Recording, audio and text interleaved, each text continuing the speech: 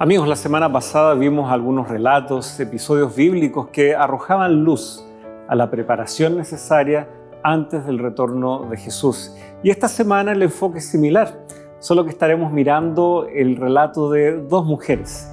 Ruth, por un lado, una hermosa historia de amor, en donde las actitudes de Booz representan muy fielmente y anticipan también el compromiso de Dios con su pueblo en tiempos difíciles. Y también veremos la historia conocidísima de la reina Esther, como también en momentos de apremio, de peligro para toda su nación, Dios también la utilizó para traer liberación. Pueden haber momentos difíciles en nuestra vida, pero Dios está presente en cada uno de ellos. Estudiamos juntos aquí en Lecciones de la Biblia.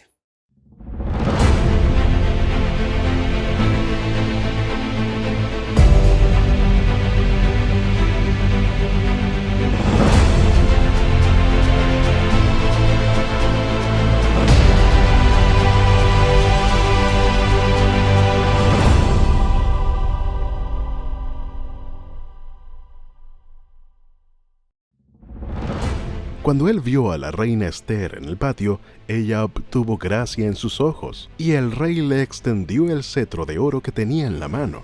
Entonces Esther se acercó y tocó la punta del cetro.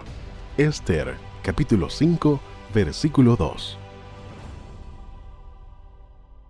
Queridos amigos, qué bueno estar junto a ustedes una vez más. Ha pasado rápido la semana, ya estamos junto a ustedes en el siguiente capítulo, en donde estamos de alguna manera continuando con la temática de la semana anterior. Sabemos que estamos en tiempos solemnes, la venida de Jesús está cercana. Sin embargo, podemos mirar hacia la historia bíblica, y descubrir cómo esto se ilustra como un momento para el cual estar preparado, y podemos tomar confianza, ánimo, en que algunas personas nos van también adelantando cómo es que se hace esto. No estamos en tinieblas respecto a eso. Y como ha sido ya toda la temporada, gracias Pastor Eduardo por estar con nosotros una vez más. Muchas gracias. Gracias a ustedes también. Un saludo cariñoso a quienes nos siguen en casa. Que el Señor les bendiga mucho y que disfrutemos el estudio de la palabra de Dios. Así es. Y vamos a orar para invitar al Señor a nuestro diálogo junto a ustedes. Señor que estás en el cielo, muchas gracias por la posibilidad de estudiar una vez más en esta oportunidad tu palabra. Ayúdanos a mirar una vez estas historias que tal vez conocemos desde pequeños, pero que tengamos una mirada distinta, guiada por ti, que nos dé una perspectiva que tal vez no habíamos rescatado o reparado antes. Todo siempre con el objetivo de estar preparados y dispuestos para vivir para tu honra y gloria en estos tiempos, y también preparándonos para tu pronto regreso. Lo pedimos en el nombre de Jesús. Amén. Bueno, ya adelantábamos bastante al dar la bienvenida, en el preámbulo, pero tenemos dos historias, dos relatos. Son dos damas, específicamente, donde el foco finalmente viene a ser el que estábamos rescatando ya y repasando desde la semana pasada. Saber un cuándo tal vez no es importante a la luz de el cómo. El cuándo nunca lo sabremos, Jesús fue muy explícito al respecto, pero el cómo, ya vimos varios elementos respecto a eso la semana pasada, y vemos que Dios tampoco está improvisando en esta espera hasta su retorno, el dirimir entre quienes finalmente aceptan su salvación y aquellos que no. Tenemos ahora por delante este desafío a la luz de estos dos relatos. Sin embargo, yo sé que tú siempre buscas algún elemento pedagógico, así que, y veo esto que está aquí, no lo puedo pasar por alto. Imposible no verlo. Sí. Sí, bueno, este es un símbolo de victoria, de triunfo, ¿no? Es interesante cómo cuando un equipo se esfuerza, gana, por ejemplo, un colegio de un equipo que ganó algo, pero hace ganador a todo el colegio, incluso a aquellos quienes tal vez no hicieron nada. Es bien interesante aquello. Hay muchas historias. Por ejemplo, está la de Vettel, Sebastián Vettel en 2011, Gran Premio de Japón, cuando él gana su segundo campeonato mundial. Él allí hace una declaración y da las gracias a todo el equipo y atribuye prácticamente la victoria a todo el equipo. Evidentemente toda la escudería ganó ese año también, y desde el más grande hasta el más pequeño en la oficina y en los talleres se sentían campeones. Pero fue él el que soportó las altas temperaturas, arriesgó su vida allí, ¿verdad? Pero finalmente con él ganaron todos. Nos hace recordar, en estas dos historias también está una situación desmejorada en la que aparece el Redentor, y en la situación de Ruth y Esther, una situación crítica en donde también viene liberación de parte del Señor. Nos lleva a pensar a Jesucristo, quien ganó la victoria, y esa victoria nos es dada a todos nosotros. Él la ganó, pero en su victoria nosotros podemos también ser victoriosos. Y creo que en el ejemplo también de estas mujeres podemos hallarnos como, ahí también hay un lugar para mí en este equipo, ¿no es cierto?, de quienes han de ser victoriosos gracias a Jesús. Sí, estas historias están insertas dentro de una realidad no tan auspiciosa. Tú ya algo decías, y eso también es reconfortante, porque ya veíamos la semana pasada como no van a ser tiempos fáciles estos previos a la segunda venida, pero pareciera que esa nunca ha sido la tónica. Desde que Adán y Eva pecaron y se le dio la entrada al enemigo a este mundo, nunca ha sido fácil hacer lo correcto, nunca ha sido fácil estar del lado del bien. Y pues bien, la historia de Ruth acontece, y el primer versículo del libro creo que intencionalmente lo destaca, aconteció que en los días en que gobernaban los jueces. Y alguien diría, que bueno, había un cierto orden. No, en los jueces cada uno hacía lo que bien le parecía. Sí. La Biblia es muy clara respecto a este periodo bastante oscuro, lóbrego de la historia de Israel. Y sin embargo aquí se da esta historia que finalmente termina en una nota alta de esperanza. ¿Cuál era la crisis que estaba viviendo? Hablamos de Ruth, pero en realidad parte con Noemí, esta historia. Sí, ¿Qué estaba pasando? Sí. Bueno, se nos dice ahí en el capítulo número 1 ya de Ruth, tratas primero sobre Noemí, ¿no? El hombre de aquel varón era Elimelec, su mujer Noemí, los hombres de sus hijos los menciona, ¿verdad? Ellos eran efrateos de Belén de Judá, llegaron pues los campos de Moab y se quedaron allí, y murió Elimelec, marido de Noemí, quedando ella con sus hijos. Después mueren también los esposos, sus otros hijos, y quedan sus dos nueras, una llamada Ruth y la otra Orfa. Bueno, se menciona Orfa primero y después Ruth. Y la verdad es que la situación de ella es terrible. Ser una mujer viuda en esta época patriarcal, en donde los hombres básicamente eran los que hacían los negocios, eran el sustento, quedaron en una situación muy, muy desprotegida. Además eran extranjeras, quedaron muy mal. Habían dos leyes que supuestamente cuidaban, podrían haber cuidado de estas mujeres. Una sería la ley del Gael, que de la ley del Redentor, ¿verdad? Y otro pasaje de Deuteronomio que también menciona el tema de la redención. Sin embargo, estas mujeres están en una situación desesperada. Y están fuera de su tierra. Están fuera de su tierra. Están fuera de su tierra.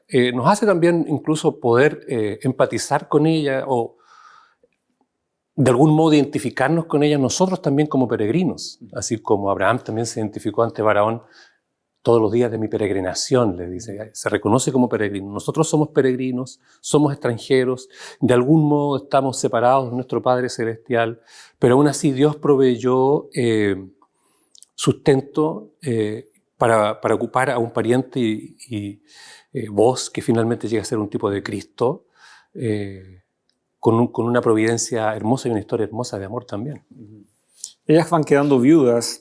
Mueren los hijos de Noemí, muere también su esposo, y como tú destacabas, queda ella y sus dos nueras, tres mujeres que no están solas entre sí, pero solas, comillas, en el contexto de una cultura en donde, como tú también señalabas, Dios ya había hecho provisiones en su pueblo, en la legislación de su pueblo. Sin embargo, ellas están en Moab, porque hacia allá había ido Noemí, su esposo, con sus hijos por un hambre que estaba azotando muy fuertemente la tierra de Israel.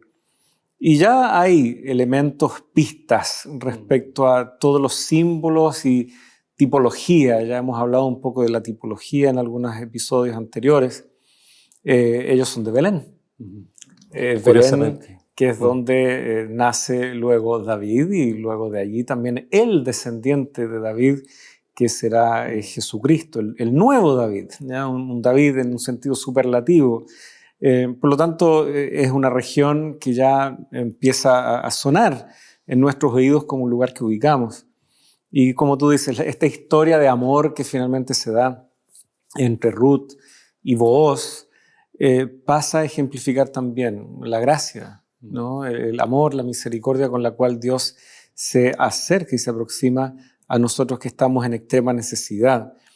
Y llama la atención de que una de ellas, Orfa, decide finalmente quedarse. Noemí, después de haber estado 10 años, se nos señala allí, mueren los 2 hijos, así que las 3 quedan viudas. Y ella decide entonces regresar, verso 6, porque oyó que había nuevamente Dios visitado a su pueblo y traído alimento nuevamente a la región de donde ella originalmente, ahí en Belén. Así que decide este viaje de retorno, pero solo una permanece. Y son muy conmovedoras las palabras de Ruth. No, por ningún motivo te voy a dejar, y tu pueblo será mi pueblo, tu Dios será mi Dios, y donde tú mueras, ahí yo voy a estar. Ella vio mucho más que los lazos sanguíneos, ella vio mucho más que simplemente el compromiso hacia una mujer que está quedando desvalida. Ella fue encontrando un esposo, pero halló a Dios. Y ahora el esposo habiendo fallecido, ella ve que no hay su razón suficiente para cortar los lazos con su suegra. Y por lo tanto llegan de regreso 2 mujeres viudas, la otra regresa a su casa. Pero igualmente, ¿y qué vamos a hacer ahora? Era todo un desafío, 2 viudas nuevamente instalarse, y si bien están en casa, Ruth sigue siendo una extranjera, como tú señalabas. Pero aquí empieza a aparecer la figura de Booz. ¿Qué pasa? ¿Qué dinámica interesante se da justo entre Ruth y Booz en el contexto de las tierras que tiene él? Es un relato interesante, digno de una novela de amor para quienes tal vez les gusta aquello. Bueno, el Deuteronomio había ya puntualizado esta normativa, ¿no? Cuando moría una persona sin descendencia, entonces podía un pariente cercano, o más bien era la obligación del pariente cercano, del hermano en este caso, darle descendencia al hermano fallecido, tomando como mujer a la esposa. Pero estaba esta ley de la redención también, donde un pariente cercano, en el caso que no tuviera hermano, podía casarse con ella e incluso comprar las tierras también de esa persona. Sin embargo, se enteran de que Booz es una persona bondadosa, tiene tierras, y Noemí instruye, ¿cierto?, a Ruth para ir, para espigar, y Booz les permite recoger espigas, ¿no? Recoger espigas. Y así es como se conocen, y sin embargo llega el momento cuando se conocen, Booz se enamora finalmente de Ruth, pero sabe que no puede finalmente casarse con ella porque hay un pariente más cercano. Y se produce toda una trama bien linda de amor, de persistencia y de bondad de parte de Booz también, y de virtud por parte de Ruth. Y Booz espera los tiempos y las ocasiones, reconociendo de que si bien él es pariente, hay uno más cercano todavía. Y hay un episodio allí que tal vez más llama la atención en las palabras de Booz respecto a, bueno, cómo va él resolver este problema y él tomar una iniciativa respecto a esto. Él dándose cuenta de que hay un afecto, hay un cariño. Él dice, muy bien, yo esto lo voy a resolver. Hay un pariente, sí, no importa. Y por lo tanto, hacia el final del capítulo 3 y ya capítulo 4 puntualmente, vemos Booz subiendo a la puerta, allí se sentó, y cuando el pariente más cercano de quien Booz había hablado iba pasando le dijo, oye amigo, ven acá y siéntate. Y vino y se sentó. Y Booz tomó 10 hombres de los ancianos de la ciudad y les dijo, siéntense aquí. O sea, es una escena judicial, ¿ya? Esto él lo quiere transparentar, que no haya duda, que sea todo conforme a la ley, allí en la puerta de la ciudad, como se hacían estos procedimientos en la época. Y por lo tanto, él le informa, ¿no es cierto?, de la situación que está, le da la posibilidad de que él actúe si es que él desea. Finalmente, él no queriendo, Booz entonces le propone, ¿no es cierto?, que él puede avanzar, yo la puedo redimir. En el contexto llegan a un acuerdo y por lo tanto, nuevamente, Booz no impone nada. Y él viendo también la actitud de Ruth, que es una mujer que ha hecho todo bien, que no se ha propasado, no ha abusado de ninguna de las legislaciones, una mujer íntegra, desvalida sin duda, pero muy digna siempre. Sí. Si uno está familiarizado con el relato, Ruth siempre muy digna, muy correcta, haciendo solo lo suficiente para mostrar que ella tiene interés, pero nunca yendo más allá. Y Booz entonces finalmente toma esta iniciativa que requería tal vez algo que para Ruth y Noemí estaba fuera de su alcance, pero él sí podía. Y por lo tanto esta historia termina con ellos casándose. Así es. Y finalmente Ruth está en la genealogía de Jesús. Así es. Un detalle interesante, bueno, una pequeña fe de rata, ahí está en Levítico 25-25, está la legislación, no era Deuteronomio. Sin embargo, dos comentarios pequeñitos. Es bien interesante que Booz, que viene a ser después un tipo de Cristo, uno, actúa inteligentemente también, le ofrece las tierras, es como si le dijera, mira, pero también con la tierra tiene que tomar a su esposa, pero a su suegra también. Sí. Es bien interesante esa parte. Pero fue astuto. Fue astuto, porque lo presentó bien, sabía que el pariente más cercano que iba a querer la tierra, pero que ante la situación de tomar a Ruth la moabita, claro, se me complica. Sí, sin embargo, a lo que quería puntualizar más es que Booz, además de esta inteligencia, él respetó toda la legislación, respetó no solo toda la legislación, sino a las personas involucradas. Él no actuó osadamente como podría haberlo hecho.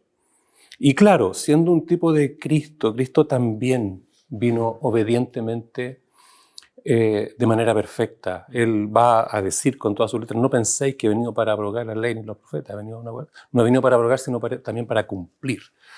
Y vos también ocupa los momentos apropiados en el lugar donde se determinaban las decisiones, respeta la ley escrita en el Levirato y también usando aquella ley redime a toda una familia, finalmente haciendo un bien y siendo parte de la genealogía de Cristo también en la familia.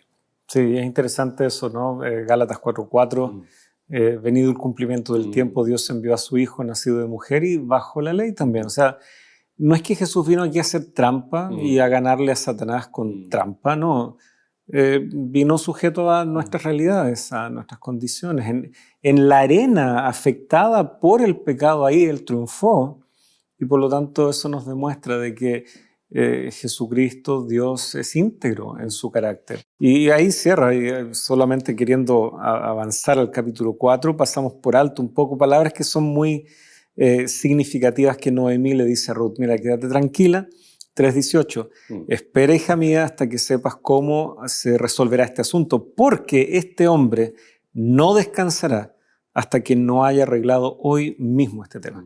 O sea, qué lindo es ver cómo esto proyecta muy bien el interés que Dios tiene. Un Dios que se arremanga y dice, muy bien, hay que resolver esto y lo vamos a hacer en plazos que son prudentes y necesarios para el bien de mis hijos. Y estas buenas noticias finalmente llegan a Ruth y Noemí. Y imaginémonos, pongámonos en el lugar de Noemí, que ha dicho, no, ya no me llamen más Noemí, llámenme Mara, amarga, ¿no? Ahora puede ver como ya su hija, ya Ruth, se casa, llamémosle así, su hija de cariño, como ve ahora un nieto, ¿ya? Indirectamente, pero es su nieto, es parte de la familia, ella misma ha sido redimida, y lo que le pertenecía ya no se pierde, lo que era antes de su esposo ya no se pierde, ha sido redimido.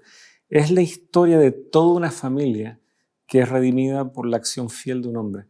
Qué linda manera de proyectar también el amor de Dios, el amor de Jesucristo por nosotros, y que frente a estos desafíos propios de los tiempos en los cuales vivimos, podemos reconocer, sí, hay desafíos que tenemos nosotros, hay cosas que no sabemos cómo abordarlas, pero Dios está al control. Él no descansará hasta resolver esto. Pues bien, lo que no hemos tenido control tampoco es un poco el tiempo. Se nos ha pasado un poco el tiempo en este bloque. Así que, queridos amigos, después de una breve pausa, ya regresamos junto a ustedes.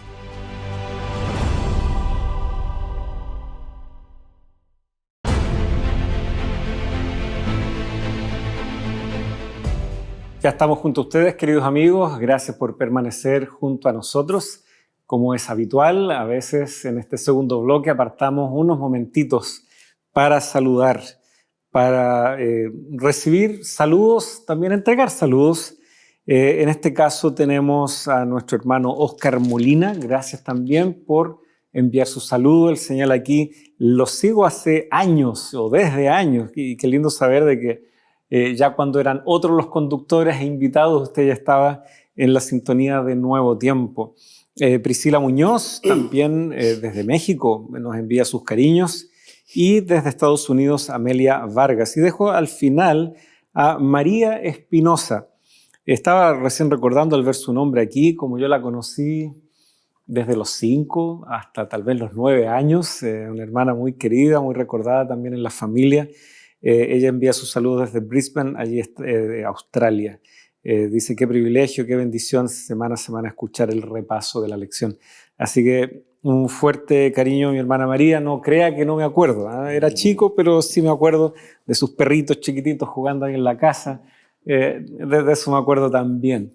Pues bien, de estos saludos que nos han llevado a una noción de familia nuevamente, podemos aterrizar una vez más en el relato de Ruth y Booz, porque claro, aquí estaba el desafío.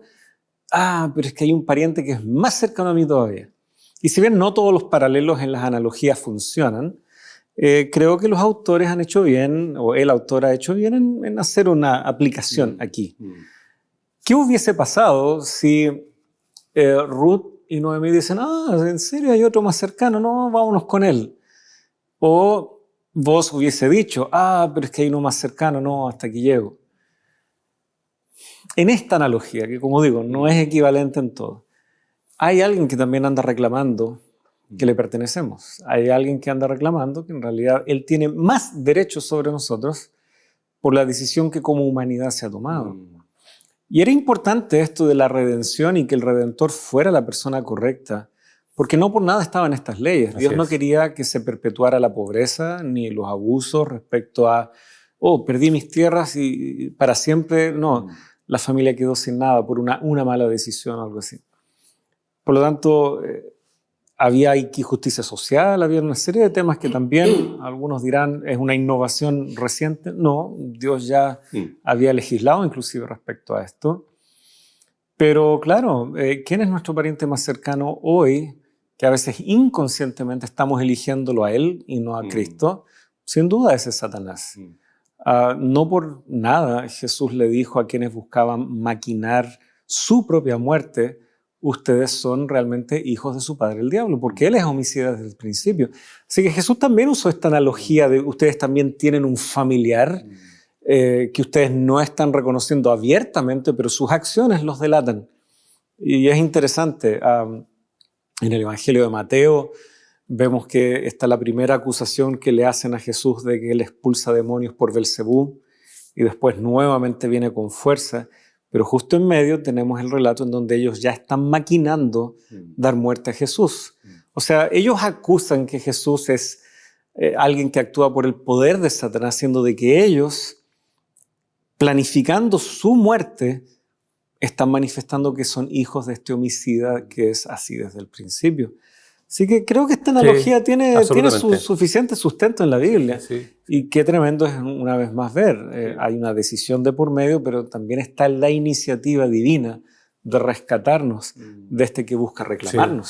Sí. Y el que busca reclamarnos no lo hace por el beneficio nuestro, sino pensando en sus propios objetivos, como fue desde el principio, querer la gloria y eso.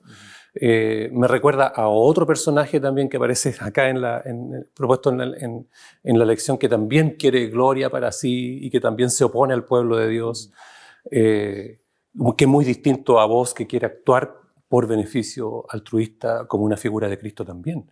Y nos referimos a Amán, que aparece en la historia de Esther. Si ustedes buscan ahí en sus casas, en sus Biblias, el libro de Esther, el capítulo 1 nos sitúa en el contexto histórico, ¿verdad? Dice que acontece que en los días del rey Asuero, ¿cierto? Que reinó, y menciona incluso cuán grande era su reino desde la India hasta Etiopía, ¿ya? La historia ustedes pueden conocerla, no tenemos tiempo para repasarla completamente, pero la reina en ese momento es agraviada de algún modo. Ella se resiste a un capricho del rey, y entonces el rey decide tener otra reina, hace un concurso de belleza, ¿verdad? Y de entre todas las damas, de entre todas las doncellas, es escogida una mujer hebrea, Esther. Esther, que fue criada por su tío Mardoqueo. Y Mardoqueo, que se sentaba cada día a la puerta del palacio, aparentemente no era cualquier persona, también tenía cierta función. El hecho es que en el capítulo 3 se dice que después de estas cosas el rey Asuero engrandeció a Amán, hijo de Hamedata, ¿ya? Lo honró, puso su silla sobre todos los príncipes que estaban con él, y entonces cuando él pasaba la gente se arrodillaba ante él, pero Mardoqueo no lo hacía. Entonces él averigua quién es este Mardoqueo y averigua que es hebreo, y entonces pone en su corazón el deseo de aniquilar a Mardoqueo con todos los hebreos, por producto de su orgullo, ¿no? Otra vez, ¿no? Como el orgullo, el deseo de gloria, nos hace ir en contra de los planes de Dios, que fue el error de Satanás en el principio también. Él quiere dominio, quiere gloria, quiere que lo adoren, ¿verdad? Y aquí hay un hombre que dice que no. ¿Por qué? Porque él solo se arrodilla ante el Señor, ¿verdad? El rinde gloria solo a Dios, no se va a arrodillar ante un hombre. Y en todo este conflicto entonces aparece Esther.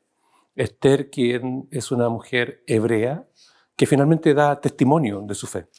Y parece que este escenario se volverá a repetir. Una acusación de alguien que está en una situación de poder, que observa la conducta no solo de uno o de dos, sino, como tú decías, hay una nación, hay un pueblo que tal vez se está caracterizando por, bueno, ellos llegaron debido al exilio, luego terminan quedándose ahí, y una vez que pasa de los babilonios a los medos y persas, empiezan a habitar también varias otras ciudades de la región. Esta situación ahora se da en Susa, la capital del imperio ahora de los medos y persas, pero hay algo en común a toda esta nación.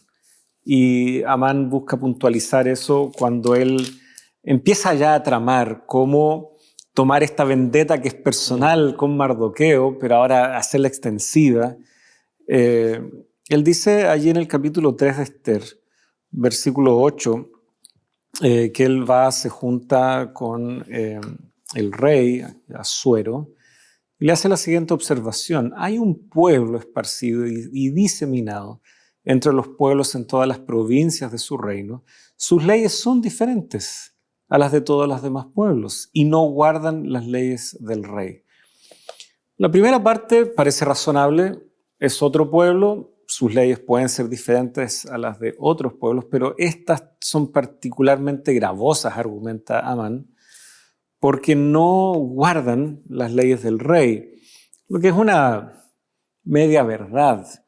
La ley del rey imponía, claro, un cierto respeto y veneración a los dignatarios, y era esto lo que se estaba pasando por alto, que él ya lo tomó en un plano personal. Y pareciera de que, claro, el enemigo cuando actúa no anda buscando ser selectivo, él quiere hacer el mayor daño posible. Por lo tanto, aquí hay una tipología, un simbolismo muy concordante con cómo nosotros vemos a Satanás actuando en la historia, como también será el libro de Apocalipsis, que presenta al dragón usando diferentes bestias, como se representan ahí en Apocalipsis, para dañar a la mayor cantidad de gente posible, para que su engaño afecte negativamente a la mayor cantidad de gente posible. Por lo tanto, estas analogías nuevamente se sustentan, ¿ya? Sí. En las maquinaciones de un hombre por un orgullo herido, digámoslo así, como todo un pueblo ahora está puesto en entredicho, y el argumento. Tienen otra ley, tienen otra forma de observar, tienen otras prioridades. Y ese fue el argumento que tristemente Asuero no supo leer, que traería también mucho dolor a su corazón cuando Esther comienza a revelarle un poco de su propia historia y su identidad. Ahora, el paralelo es bien interesante también entre Amán y Satanás. El hecho de que por el orgullo y esa frustración probablemente él ahora se levanta contra aquel que no le rinde pleitesía y quiere destruirlo, ¿no? Quiere destruirlo porque no le rinde culto de alguna forma o honor, ¿no? Eso provoca un daño al ego. ¿Cómo no hacer el paralelo también muy característico de Satanás, que quiere el honor para él? Y justamente que en el escenario del Apocalipsis, como se describe, el conflicto es de adoración. Es adorar a Cristo o adorar a la bestia y a su imagen. Y ahora, cuando los fieles no adoran a la bestia y a su imagen, el capítulo 12, versículo 17, un texto que la mayoría de ustedes pueden conocer, ¿no? Entonces el dragón se llenó de ira contra la mujer y se fue a hacer guerra contra el resto de la descendencia de ella. Los que no adoran a la bestia, ¿cierto? Los que guardan los mandamientos de Dios y tienen el testimonio de Jesucristo, le son fieles a Dios, no le rinden pleitesía a Él, y ahora Él los ataca, hace guerra y los quiere destruir. Así como también vemos en el relato de Esther, Amán se ensaña y quiere que se destruya el pueblo, y de algún modo consigue que esas decisiones vayan en esa dirección, y que incluso hay otro paralelo, que se promulgue un edicto de muerte, ¿no? Que amenaza la existencia del pueblo de Dios, pero Dios se las arregla para ofrecer liberación. En el Apocalipsis también tenemos estos paralelos, estos elementos, la persecución, edictos de muertes en contra del pueblo de Dios, pero el pueblo de Dios es protegido por el Señor. Y un detalle más, solo para no dejarlo pasar, en esta guerra, ¿no? En esta guerra contra el pueblo de Dios, Apocalipsis es muy claro. Los versículos más hermosos están en el centro del capítulo, ¿no? Después hubo una batalla, el versículo 7, en el cielo. Miguel y sus ángeles luchaban contra el dragón, luchaban el dragón y sus ángeles, pero no prevalecieron, ni se halló ya lugar para ellos en el cielo. Y fue lanzado fuera el gran dragón, la serpiente antigua que se llama Diablo y Satanás, el cual engaña al mundo entero. Entonces oí una gran voz, dice el versículo 10, en el cielo, que decía: ahora ha venido la salvación, el poder, el reino de nuestro Dios y la autoridad de su Cristo, porque ha sido lanzado fuera el acusador de nuestros hermanos, el que los acusaba delante de nuestro Padre día y de noche, y ellos han vencido por medio de la sangre del Cordero. Esto que mencionábamos al principio, ¿no? El Señor gana la victoria. Y aquí, tratando de hacer, no sé si un paréntesis, una pequeña aplicación para que quede muy nítido siempre cómo opera la salvación. La salvación viene del Señor, siempre. Jesús gana la salvación, se les traspasa la salvación y entonces se les traspasa la victoria. No es al revés. No es que son victoriosos porque ellos logran salvarse. No, es al revés. Como a ellos, como el Cordero opera la salvación y reciben la salvación gracias al Cordero, entonces son salvos. Entonces son victoriosos.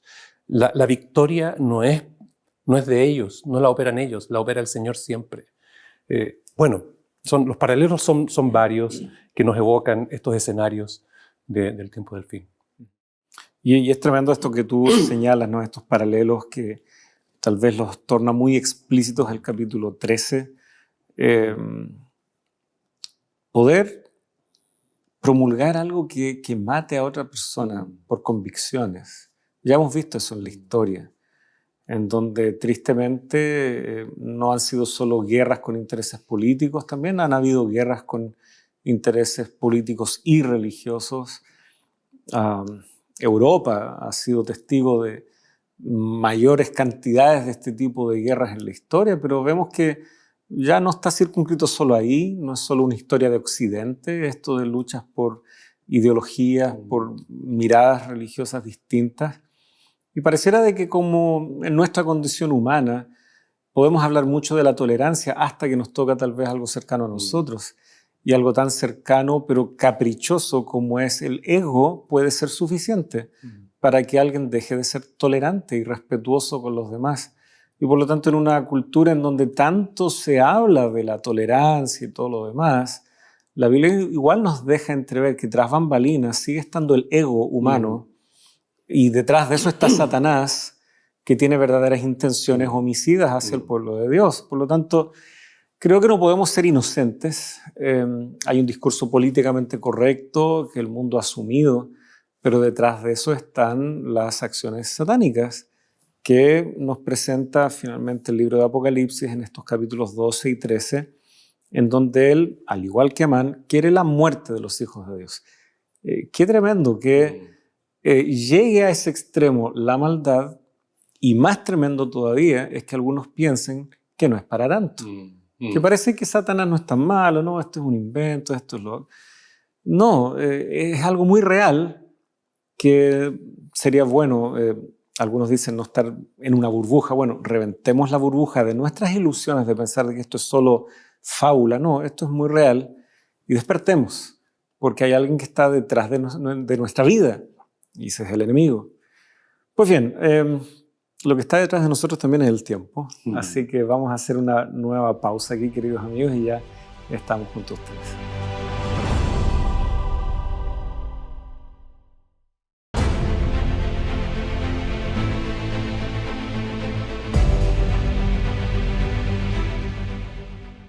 Si eres estudioso de la Biblia, de seguro has encontrado pasajes muy difíciles de entender.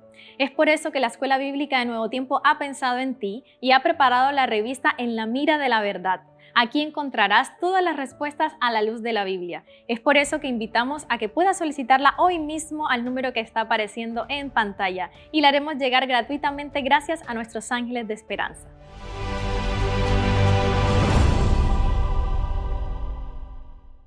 Gracias por estar con nosotros nuevamente, ya estamos de regreso y hay un apasionante relato todavía por delante. Ya hemos visto las maquinaciones de Amán, hemos desarrollado un poco estas comparaciones que podemos hacer con las estrategias, llamémosle así, de Satanás, que no resultarán porque Jesucristo ya ha vencido. Sin embargo, elementos de este relato nos señalan que todavía él quiere jugar algunas últimas cartas, a ver si le resulta, y pareciera que Amán estaba haciendo eso, estaba queriendo ser muy estratégico. Tarde o temprano ya él logra que Asuero finalmente firme este edicto, y luego vendrán entonces palabras inmortales de Mardoqueo hacia Esther. Mardoqueo, que es interesante, la arqueología ha mostrado de que hay alguien de ese nombre, varios en realidad, así que era un nombre no tan poco común, así que hay una verosimilitud con este relato y la historia muy interesante. Él le plantea un desafío a Esther, ¿no es cierto? Sí. Esther había llegado al palacio del rey, escogida como reina, halló gracia en los ojos de Mardoqueo, y Mardoqueo se encuentra con Esther, le hace ver toda la problemática en la que están. Nos relata todo esto en el capítulo 4 también, y el versículo 13 del capítulo 4 dice así: entonces Mardoqueo, ¿cierto? Entonces dijo Mardoqueo que respondiesen a Esther: no pienses que escaparás, ¿ya?, en la casa del rey, más que cualquier otro judío. Porque si callas absolutamente en este tiempo, respiro y liberación vendrá de alguna otra parte para los judíos, mas tú y la casa de tu padre pereceréis. Y quién sabe si para esta hora has llegado al reino. Y Esther responde positivamente a la invitación, acepta el desafío, pide al pueblo que ayune con ella, ayuna con ella en su doncella, se prepara para ir donde enfrentarse con el rey. Pero como tú dices, son palabras hermosas que resuenan hasta hoy. Es interesante que Mardoqueo sabe que Dios va a ofrecer liberación. Él no tiene eso en duda. Liberación va a venir. Pero probablemente tú eres el instrumento de liberación, a lo mejor para esta hora. Ahora, no podemos preguntarnos, podemos preguntarnos nosotros mismos, ¿dónde nos ha puesto el Señor? ¿Dónde te ha puesto a ti en tu casa, en tu trabajo? ¿Con quién te relacionas? En el momento de la historia que está viviendo la humanidad, ¿con quién te relacionas? Y quién sabe si para esta hora el Señor te puso allí para llevar salvación. Y en los preparativos que ella hace, también creo que hay una lección. Y se desprende un poco de este desafío. Actúa porque por algo Dios te puso ahí, y ella va y hace los preparativos. Nosotros también, tal vez nuestra acción es más reactiva en el sentido de responder a la iniciativa divina.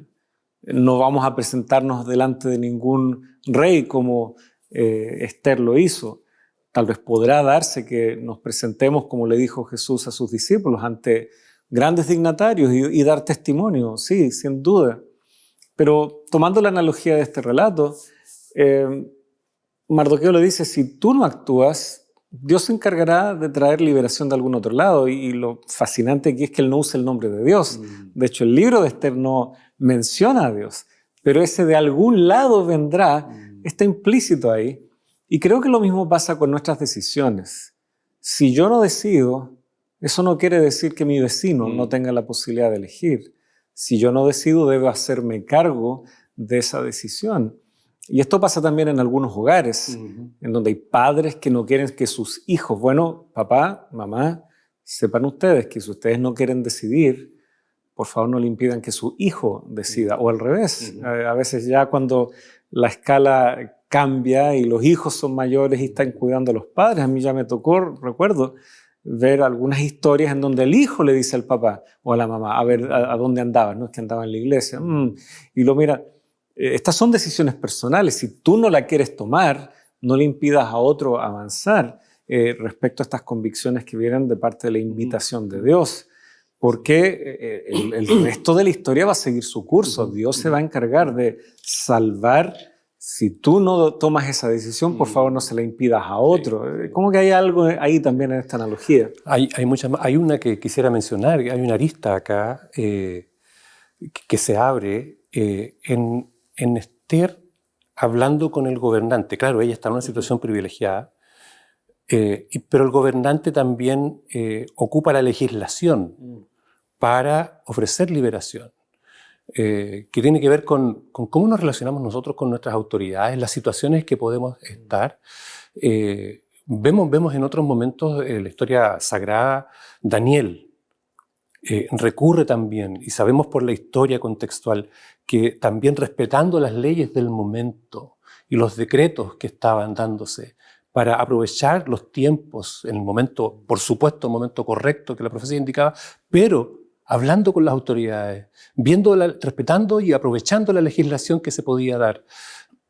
Pablo apela a una legislación específica para su propia defensa.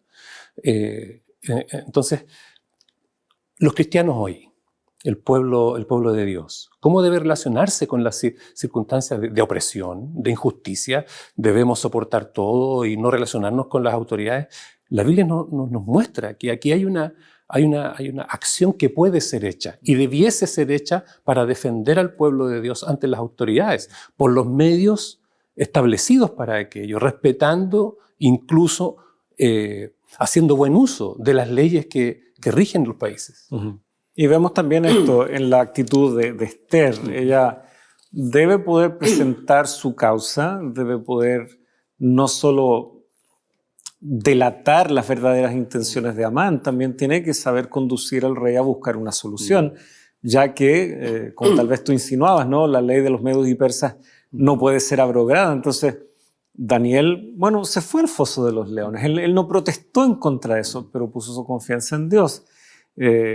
Anteriormente, ¿no es cierto?, los amigos de Daniel, cuando van al horno de fuego con Nabucodonosor, ellos acatan, pero dicen, bueno, aunque Dios no nos libre, no vamos a obedecer tus leyes, pero confiamos que Él puede, pero aunque no lo haga.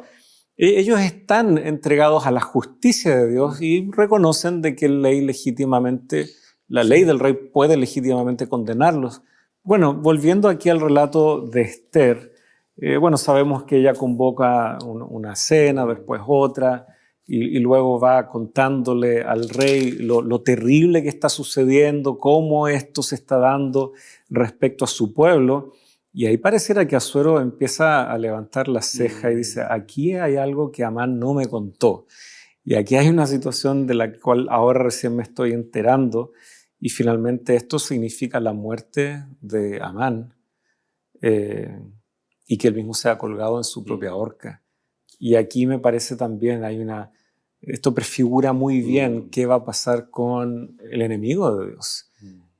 Su plan es un plan homicida y esos planes no terminan bien. Su plan homicida va a significar su muerte definitiva.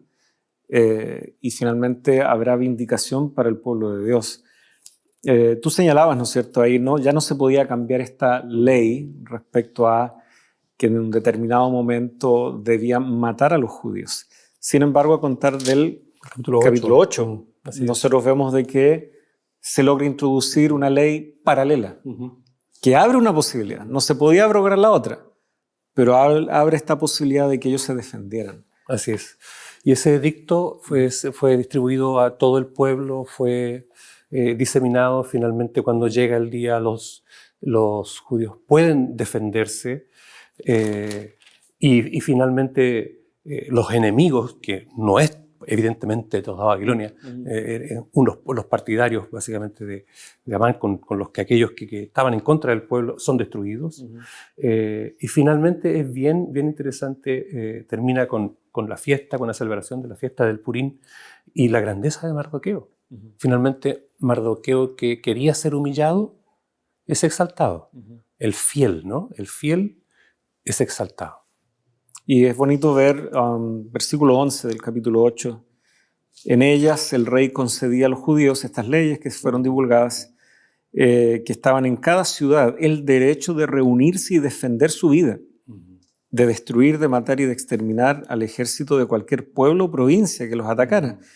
¿Ya? Y todo esto sucedió en un mismo día, dice, en todas las provincias del rey de Asuero, el día 13 del mes 12, es decir, el mes de Adar. Y finalmente los días 14 y 15 terminan siendo los días del Purim, ya en plural, son 2 días. Y queda establecido esto, ¿no es cierto?, a perpetuidad. ¿Cómo se conjuga entonces liberación, pero también con una verdadera lucha, una verdadera batalla? Y es bonito ver que, gracias a Dios, no todas las analogías son así de directas. Es lindo ver cómo en Apocalipsis esa batalla la libra Jesucristo y sus huestes contra las huestes del mal.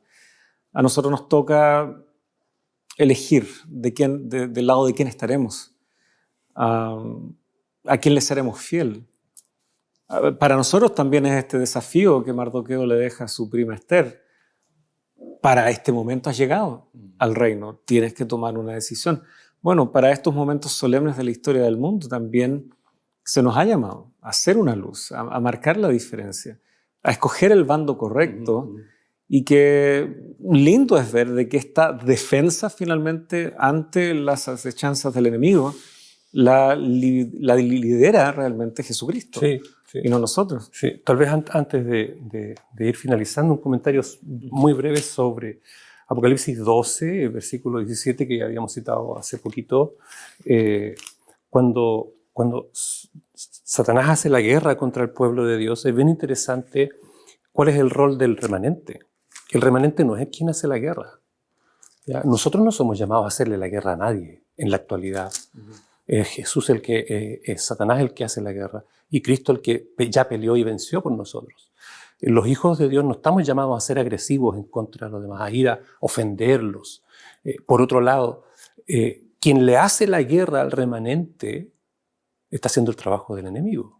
Las armas del enemigo son confusión, crítica, división, las mismas armas que usó en el cielo. Ahora, quien su efecto sea eso, dentro del remanente, va a estar haciendo el trabajo del enemigo. Una enseñanza para nosotros como iglesia, ¿no? Pablo va a decir, al que cause división, despídelo. Cristo oró por la unidad. Este es un mensaje bien potente. Satanás va a usar herramientas de dentro y de fuera para atacar al remanente. La pregunta es en qué bando, cuál va a ser nuestra actitud. Es cierto. Y bueno, en este plano, ¿no es cierto?, de el bien y el mal y decisiones que tienen consecuencias eternas. Sin duda que reconocer en estos relatos que tal vez, no sé si decir, los sentimos más cercanos. Son relatos que los conocemos de niños. ¿Cuántas niñas han soñado en ser princesas, no es cierto? Bueno, en estos relatos de personas de carne y hueso, hay lecciones concretas. O sea, si ellos pudieron tomar la decisión, si ellos afrontaron esto tomados de la mano de Dios, sin duda que aunque lo leamos ahora con grandes símbolos, con cosas más grandes que la propia vida en Apocalipsis, pero nosotros estamos insertos ahí. Y estas historias nos van alimentando porque los desafíos no han cambiado. Y por lo tanto van alimentando nuestro temple, nuestro aguante, pero por sobre todo nuestra confianza en Dios, que ha sabido librar en tiempos pasados, será el mismo que será fiel en librar también en estos tiempos postreros. Yo quisiera terminar con la declaración de Apocalipsis 12:11. Y ellos han vencido por medio de la sangre del Cordero. Este por medio que está allí, que se traduce por medio, en realidad podríamos traducirlo mejor por causa, a causa de la sangre del Cordero. La sangre del Cordero es la causa de la victoria. La victoria está asegurada, no es nuestra. Nosotros no tenemos que luchar por ella. Jesús ya venció. Y en medio de esta hora nosotros también recibimos un llamado y un cometido. La predicación del Evangelio, ponernos de parte de Jesucristo, no de parte del enemigo. La pregunta es, ¿dónde estaremos nosotros? ¿Dónde estará nuestra lealtad? ¿Seremos leales al Cordero o recibiremos otros sellos y otras marcas? Va a depender de nuestras decisiones. El Señor respetará y confirmará nuestras decisiones.